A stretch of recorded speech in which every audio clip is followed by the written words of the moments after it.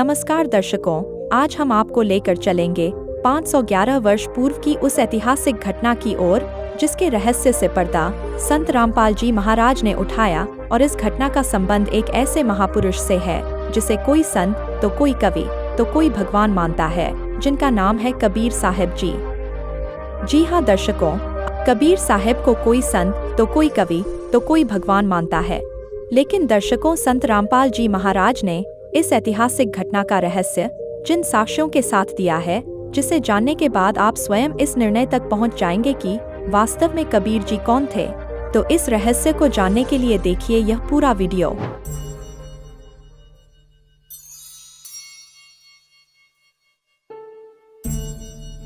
कबीरा कबीरा है कबीरा कबीरा है कबीरा कबीरा है कबीरा कबीरा है कबीरा कबीरा है कबीरा।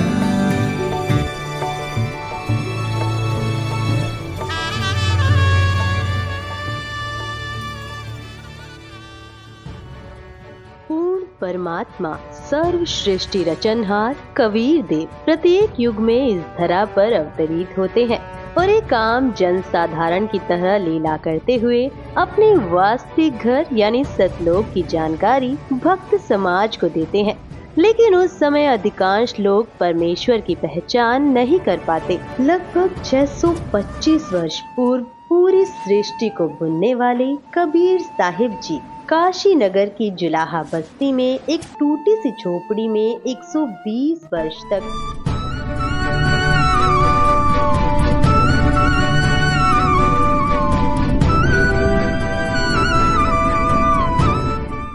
कपड़ा बुनने की लीला करते हुए अपने तत्व ज्ञान और सतलोक की महिमा का गुणगान किया करते।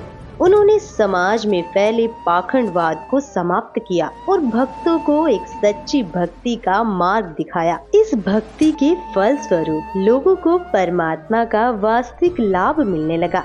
इससे प्रभावित होकर उस समय के हिंदू और मुस्लिम दोनों धर्मों के 64 लाख श्रद्धालु कबीर परमेश्वर जी के शिष्य बन गए। वहीं दूसरी तरफ कबीर परमेश्वर जी को एक आम भक्त संत व गरीब जुलाहा समझ उस समय के मुल्ला काजी पंडित और ब्राह्मण कबीर साहिब जी की महिमा चारों ओर फैलते देख ईर्ष्यावश आए दिन उन पर जुल्म करने की अस्थायी कोशिश करते ही रहते थे।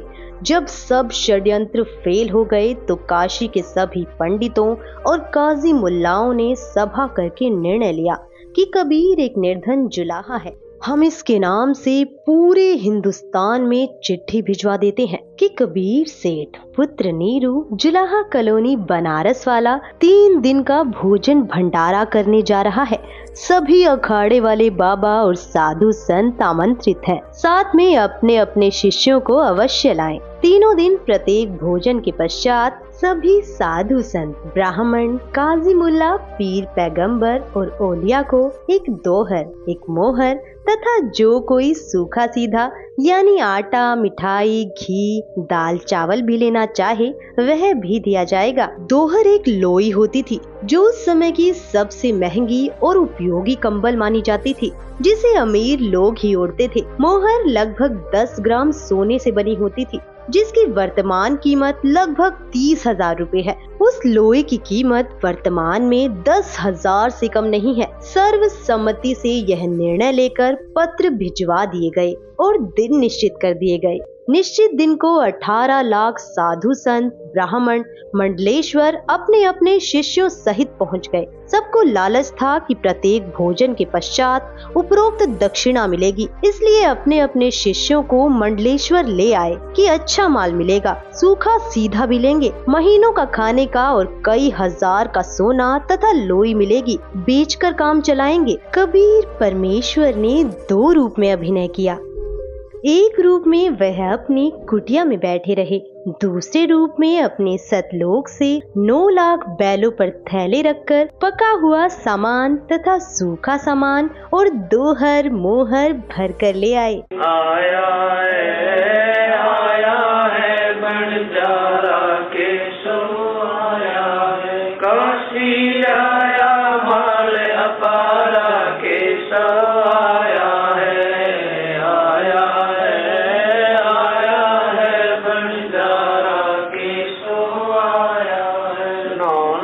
बोडी बड़ी विशंबर 9 लख बोडी बड़ी विशंबर दिया कबीर भंडारा के सो आया है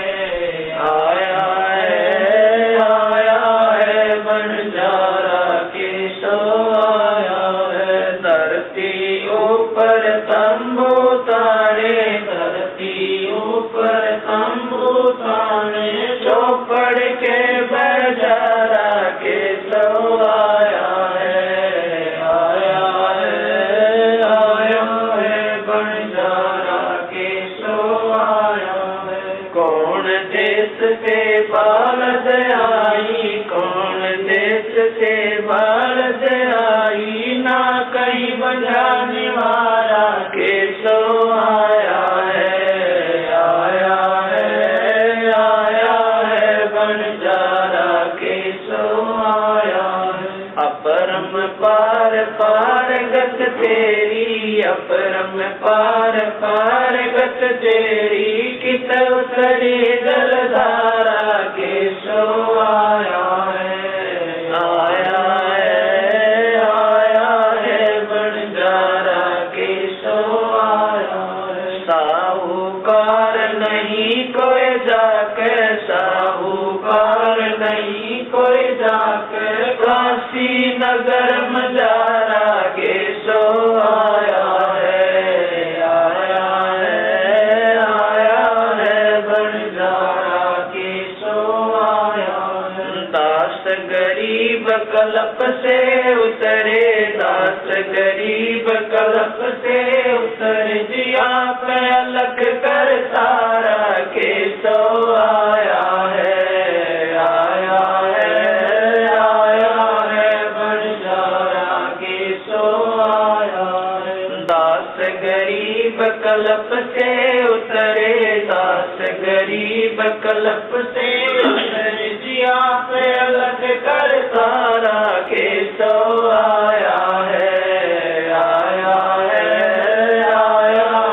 बंजारा के सो आया है काशी के बाजार में टेंट लगाकर सारा सामान टेंटों में रख दिया और कुछ सेवक भी सतलोक से साथ आए थे जो सभी व्यवस्थाएं संभाल रहे थे। भंडारा शुरू कर दिया गया। 3 दिन तक चिट्ठी में लिखे अनुसार सभी दक्षिणा दी गई। उस समय भोजन भंडारे में दिल्ली का राजा सिकंदर लोधी भी आया था और उसका निजी पीर शेख तकी भी आया था। शेख तकी उपरोक्त षड्यंत्र का मुख्य सदस्य था। उसने सिकंदर लोधी को भी पत्र भिजवाया। वह चाहता था कि किसी तरह सिकंदर लोधी के दिल से कबीर जी उतर जाएं और मेरी महिमा बढ़े। उस शेख का अनुमान था कि अब की बार कबीर काशी से भाग जाएगा और भंडारे में पहुँचे साधु कबीर को गालियां दे रहे होंगे। राजा भी कबीर जी का प्रशंसक नहीं रहेगा। परंतु जब वे भंडारे के स्थान पर पहुँचे तो देखा कि लंगर चल रहा है और सभी दक्षिणा दी जा रही है। सभी साधु और अन्य व्यक्ति भोजन खाकर दक्षिणा लेकर कबीर सेठ की जय जयकार कर रहे हैं। बादशाह सिकंदर लोधी ने पता किया कि भंडारा करने वाला कहाँ है। बताया गया कि वह सामने वाले बड़े तंबू में है। राजा और शेख तकी उस तंबू में गए और पहले अपना परिचय दिया, फिर उसका परिचय पूछा। तंबू में बैठे सेठ ने परिचय बताया कि मेरा नाम केशव है, मैं बंजारा हूँ। कबीर जी मेरे मित्र हैं। उनका मेरे पास संदेश गया था कि एक छोटा सा भंडारा करना है, कुछ सामान लेकर आना। मेरा भी निमंत्रण भेजा था। राजा सिकंदर लोधी ने पूछा कि कबीर जी क्यों नहीं आए? केशव रूपधारी परमेश्वर ने कहा, मैं जो बैठा हूँ उनका नौकर हूँ, वे मालिक हैं। इच्छा होगी तब आएंगे। उनकी कृपा और आदेश से सब ठीक चल रहा है। आप भी भोजन करें। राजा ने कहा, पहले उस सुभान अल्लाह के दर्शन करूँगा, बाद में भोजन करूँगा। यह कहकर हाथी पर बैठकर राजा सिकंदर कबीर जी की कुटिया पर पहुँचे। साथ में कई अंगरक्षक भी थे।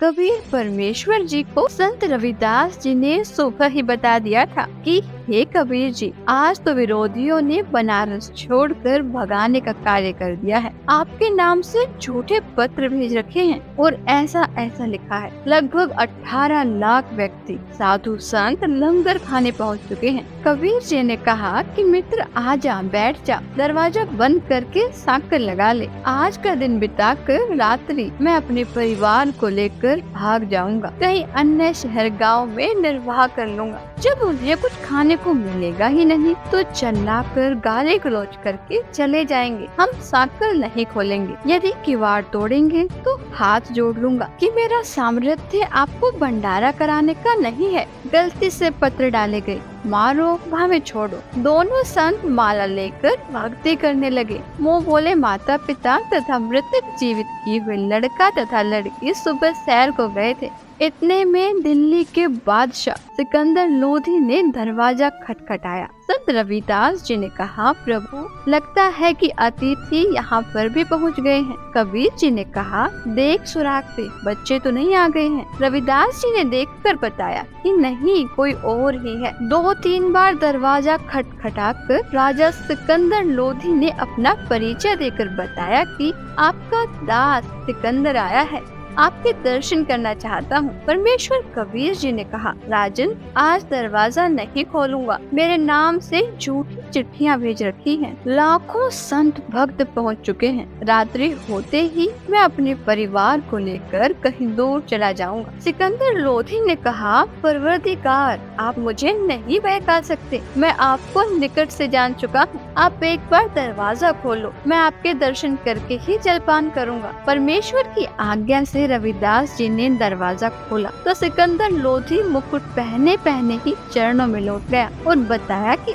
आप अपने आप को छिपा कर बैठे हो। आपने कितना सुंदर भंडारा लगा रखा है। आपका मित्र केशव आपके संदेश को पाकर सर्व सामान लेकर आया है। आपके नाम का अखंड भंडारा चल रहा है। सभी अतिथि आपके दर्शनाभिलाषी हैं। कह रहे हैं कि देखे तो कौन है कबीर सेठ जिसने ऐसे खुले हाथ से लंगर कराया है। मेरी भी प्रार्थना है कि आप एक बार भंडारे में घूमकर सबको दर्शन देकर कृतार्थ करें। तब परमेश्वर कबीर जी उठे और कुटिया से बाहर आए तो आकाश से कबीर जी पर फूलों की वर्षा होने लगी और आकाश से आकर सिर पर सुंदर मुकुट अपने आप पहना गया। तब हाथी पर बैठकर कबीर जी तथा रविदास जी व राजा चले तो सिकंदर लोधी परमेश्वर कबीर जी पर चंवर करने लगे और पीलवान से कहा कि हाथी को भंडारे के साथ लेकर चल।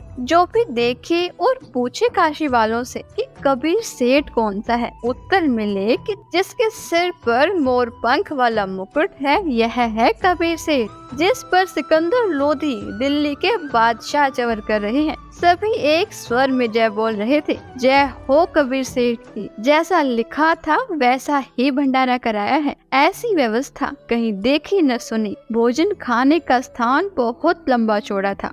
उसमें घूमकर फिर वहाँ पर आए जहाँ पर केशव टेंट में बैठा था। हाथी से उतरकर कबीर जी तंबू में पहुँचे तो अपने आप एक सुंदर पलंग आ गया। उसके ऊपर एक गद्दा बिछ गया, ऊपर गलीचे बिछ गए जिसके झालरों में हीरे पन्ने लाल लगे थे। टेंट को ऊपर कर दिया गया जो 2 तरफ से बंद था। खाना खाने के पश्चात सब दर्शनार्थ वहां आने लगे।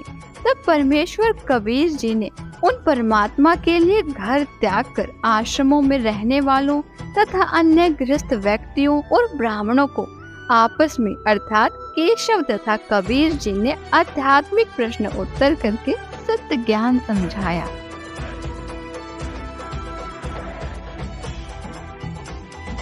चौपड़ के बाजार फिर कर आए के सो पास, गरीबदास कुर्बान गति क्या क्या कहूँ विलास।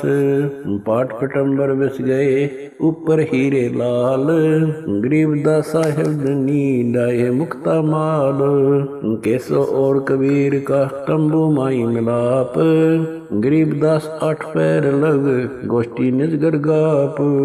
केसो कहत कबीर से पूछत बाता बीन, गरीबदास क्यों उतरे ऐसे मुल्क मलीन। 100 योजन पर लगत है या दुनिया की गंद, गरीबदास केसो कहे आड़ चाम का फंद। सुन कबीर सुर वेद हूँ कैसो कष्ट करंत। गरीबदास गंदे मन से मेला आन भरंत। विष्टा जिनके देह में मगन फिरे दिन रात। गरीबदास कैसो कह जिन सिर यम की घात। सुन कबीर मन भावने तुम्हारी बात अगाध। गरीबदास कैसो कह तुमसे तुम ही साध। धन कबीर कुर्बान जा ऐसी रहरी तुम्हार।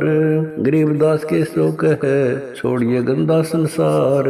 नरक भरे तिस उदर है रुदर भरी सब देह। गरीबदास के सो कह या मनुष्य मुखे है। राम नाम कैसे भोर नरक नगीन शरीर। गरीबदास के सो कह विलंबे कहाँ कबीर। दम बिन दे ही सही नहीं जमी आसमान। गरीबदास के सो कह जहाँ रहन स्थान। हीरे पीले मोती जहाँ हीरे बदन सफेद। गरीबदास के सो कह सुनो देश का भेद।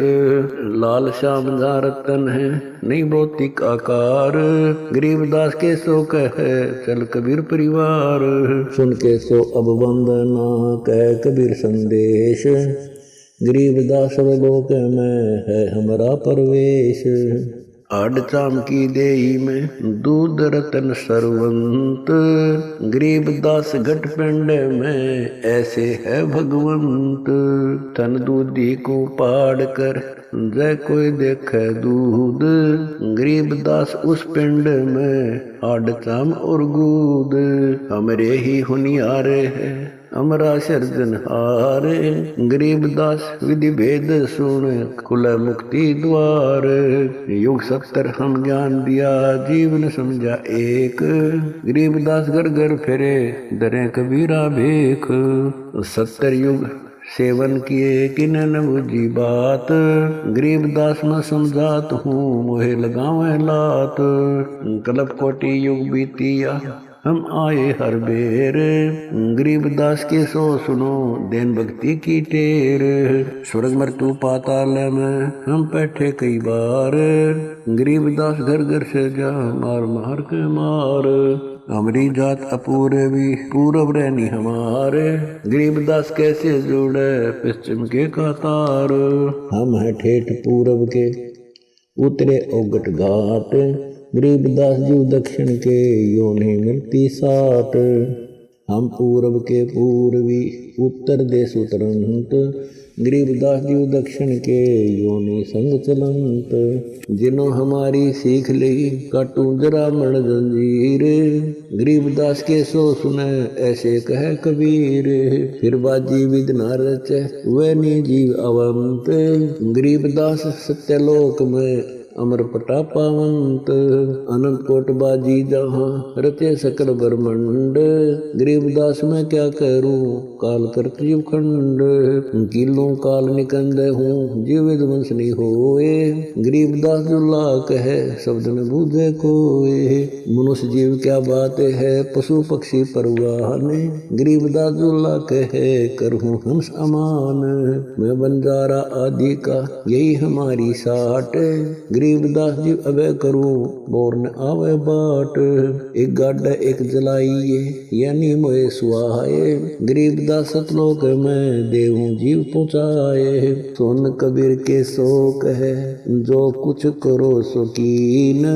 गरीबदास मुख्तार तुम ही दीन वे दीन। सुन सतगुर तो से कहूँ तुम हो दीन दयाल। गरीबदास आदीन में तुम साहिब अब्दाल। अनंत कोटि ब्रह्मांड को तारत लगे नेवार। गरीबदास के सो कहे तुम ही दारमदार। तुम ही दारमदार हो यहाँ कल्प नहीं इंच। गरीबदास के सो कहे सब तुमरे ही परपंच। के सो चले सौदाम को 9 लाख बोली लीन।